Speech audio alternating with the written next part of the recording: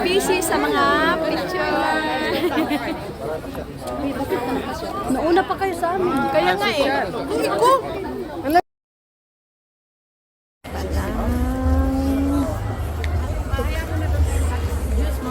Parang may juice sa kabila eh. Tara, sa juice tayo. Wala? Mamaya pa man daw. Oh. Wala daw. Balik.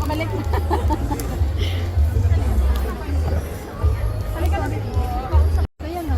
Anong oras na kami nakapasok sa siko na yun? Pagdating ni Sarah, wala nang beauty natin. Tinamong pa na.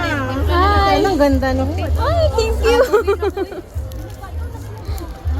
Gusto ka magkape? Magtsara siguro.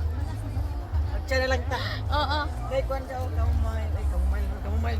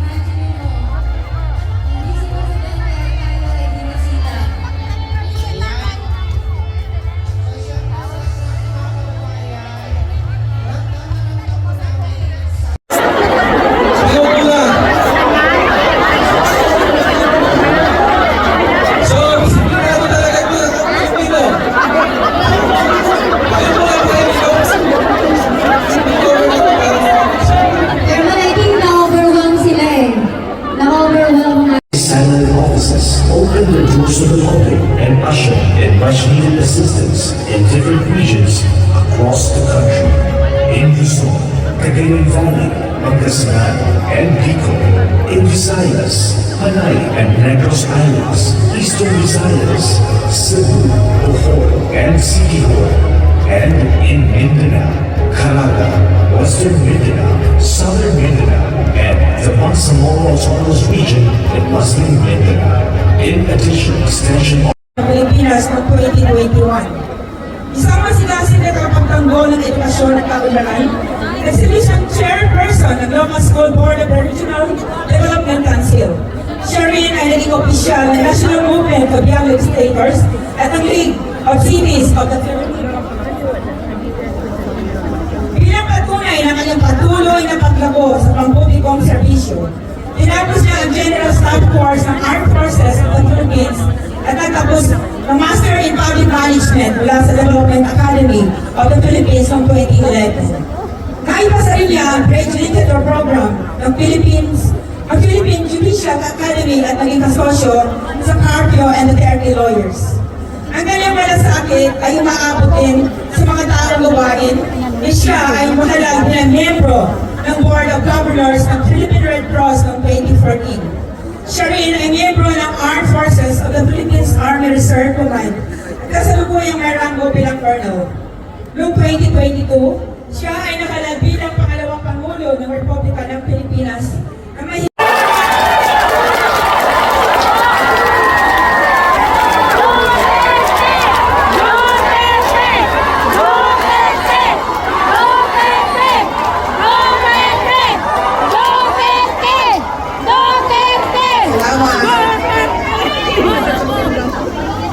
Ay po kayo, kaya ako nandito. Maraming salamat. Unahin ko po muna ang aking mga pagpapasalamat. Mga kababayan, Assalamualaikum warahmatullahi wabarakatuh. Magayaw, maayong adlaw, kaninyong tanan. Magandang araw sa inyong lahat. Yung ba mga God, naririnig niyo ako ng maayos? Okay lang? Yes, okay. Okay, unahin ko po muna ang aking mga pagpapasalamat dahil ito po ang ating pagtitipon ngayong hapon na ito ay isang pagpapasalamat para sa maraming biyaya na natatanggap natin hindi lang sa buhay natin, kundi sa pamilya natin, sa ating mga komunidad at sa ating mga iba pang aspeto ng buhay natin. Una-una ang pagpapasalamat kay Allah sa kanyang ibinigay na araw para sa atin ngayon. Alam nyo, marami ang hindi na nagising kaninang umaga dahil kinuha na sila ni Lord. Pero huwag ninyong kalimutan, tayong lahat, binigyan tayo ng isa pang araw ng Diyos. Tara, magmahal sa ating pamilya, magserbisyo sa ating bayan, at tumulong sa ating kapwa-tao. Kaya kailangan natin magpasalamat para sa araw na ito sa ating mahal na Panginoon. Pangalawa, pagpapasalamat ay ang ating pagpapasalamat sa inyong lahat, sa inyong imbitasyon sa akin na bumisita dito sa Kuwait. Ako po ay sobrang masaya at naganap noong natanggap ko ang sulat ng ating organizers ng ating event ngayon na merong Thanksgiving na gagawin dito sa Kuwait. Kaya maraming salamat sa inyo dahil i-share ninyo para sa Office of the Vice President, para sa akin, ang araw na ito na wala kayong trabaho. Pag wala trabaho, anong ginagawa natin? Naglilinis ng bahay, naglalaba, bumibili ng grocery para sa isang linggo na naman na pagluluto. Lahat ng mga kailangan natin para sa personal natin na buhay ay ginagawa natin kapag break natin. Pero ang break ninyo ngayong araw na ito ay ibigay ninyo para sa ating Office of the Vice President at para sa ating mahal na Pilipinas. Maraming salamat sa inyo. Ang susunod po na pagpapasalamat ko ay sa ating mga local organizers dito sa Kuwait. Ang ating hakbang ng Maisog Kuwait. Maraming salamat sa inyo dahil tinulungan ninyo ang mga counterparts ninyo sa Office of the Vice President para mabuo itong pagtitipon para sa ating mga kababayan. And syempre, sa inyo lang galing ang sulat, invitasyon para sa araw na ito. Maraming salamat.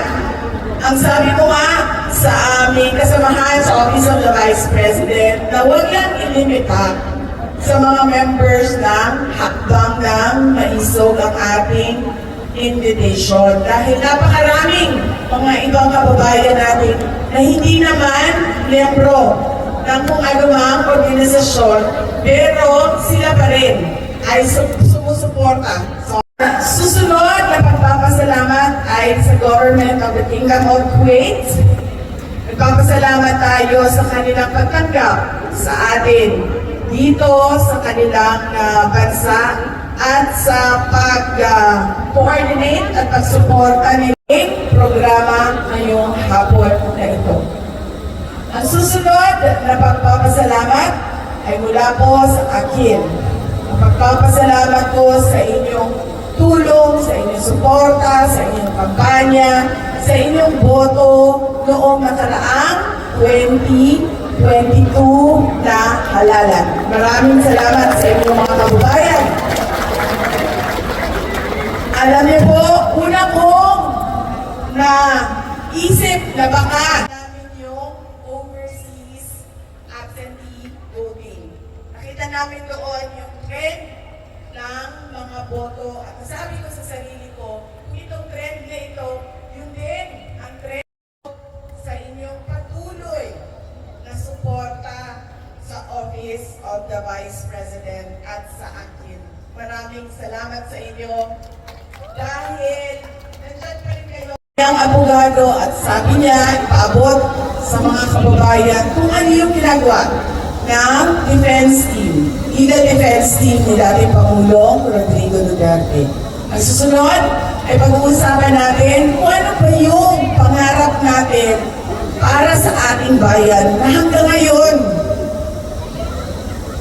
tumanda na tayo, 28 years old na tayo, ay hindi pa rin natin naaabot at nakakamtan. Bakit yung ibang bansa, abot na nila, sobra pa. Bakit tayo gumagapang pa rin? Pag-uusapan natin yun. At ang huli ay babalik tayo sa aking mga pagpapasalamat para hindi ninyo makalimutan. Buksan natin sa pagpapasalamat, isa na natin sa pagpapasalamat. Kasi kahit may malimutan ninyo lahat ng sasabihin ko dito, ngayong hapon na ito, huwag niyo lang kalimutan at kailangan natin araw-araw magpasalamat sa lahat ng grasya, sa lahat ng blessings na dumadating sa buhay natin. Okay? So, ang susunod na pagpapasalamat ko ay mula pa rin sa amin at sa aming pamilya, ang pamilya Duterte. Naku kayo nga mo ang ruta makabubuton kaninyong tanan. Mga kaigsono na mo sa higayon kanihatag ninyo kanamo na makaservisyo sa ato ang nasod. Napakalaki ng utang na loob namin sa inyong lahat, mga kababayan, sa pagkakataon na ibinigay ninyo sa amin na makaservisyo para sa ating bayan. Maraming salamat po mula sa pamilya namin. Thank you very much.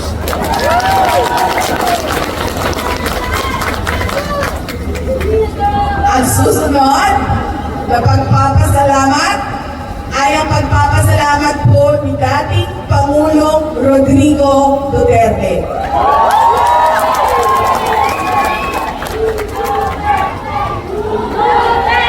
Siya po ay nagpapaabot ng kanyang pagpapasalamat sa inyong lahat sa 6 na taon na suporta ninyo sa kanyang administrasyon at sa inyong mga dasal ngayon, araw-araw, gabi-gabi, nagdadasal para sa kanyang kalayaan.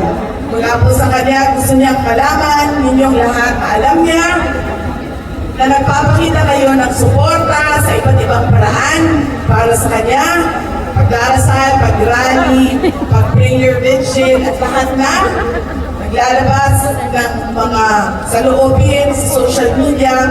Alam niya yun lahat dahil ikinikwento sa kanya lahat yun, lalong-lalo na ng aming bunsong kapatid na si Veronica, at siya ay laging nagpapasalamat na nandyan pa rin kayo kahit na daw, nasabi niya, siya ay laos na. Thank you daw. Thank you daw.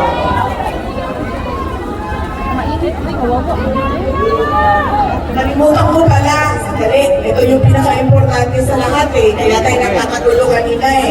Yung finding ninyo. Pasalamat. Updates ng kaso. Pag-usapan natin ang bayan. Pasalamat. At yung selfie at photo opportunity natin mamaya.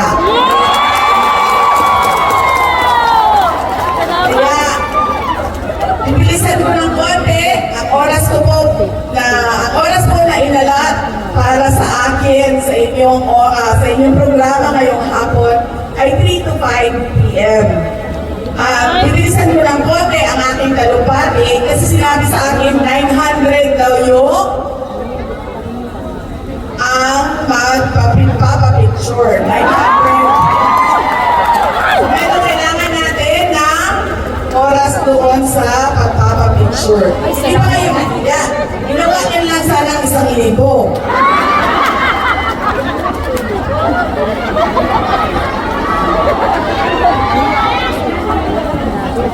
Oh, okay. So, para klaro yan kasi baka mamaya kakagulo na tayo. Meron kami, nagbigay ng oras ang mga organizers natin na merong picture taking. Ay, salamat. Sabi lang nila, maayos lang. Maayos lang yung sistema para mabilis. Kasi 900 yun. Papasok tayo sa Guinness Book of World Records nito. Pinakamaraming tao na nagpicture doon sa Kuwait. 100.